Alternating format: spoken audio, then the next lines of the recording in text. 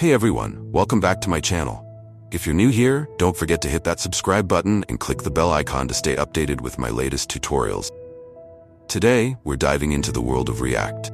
I'll guide you step by step on how to download and set up React so you can start building awesome web applications right in your browser.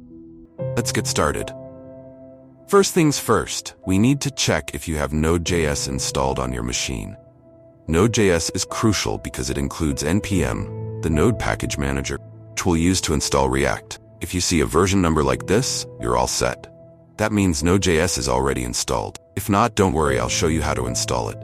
To install Node.js, head over to the official Node.js website at nodejs.org. Here, you'll see two versions available, LTS and the current version.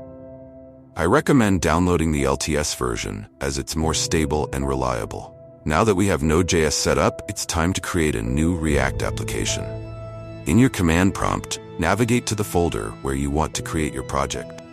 Then, run the following command. This command will create a new React project called my-first React app. It might take a couple of minutes to install all the necessary dependencies, so sit tight.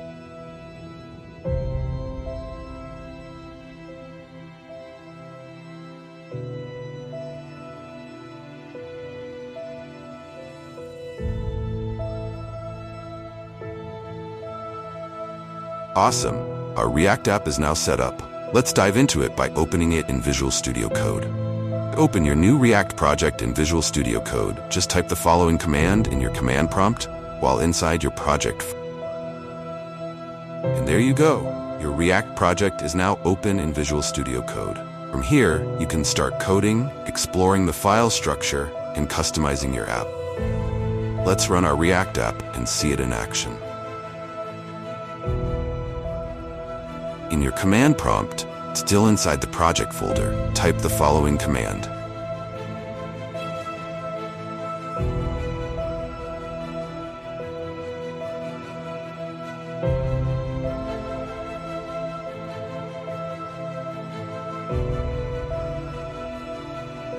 Your browser should automatically open and display the React welcome screen.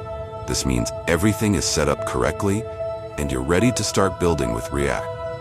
And that's it for today's tutorial. You've successfully set up React and launched it in your browser.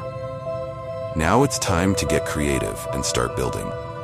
If you found this video helpful, please give it a thumbs up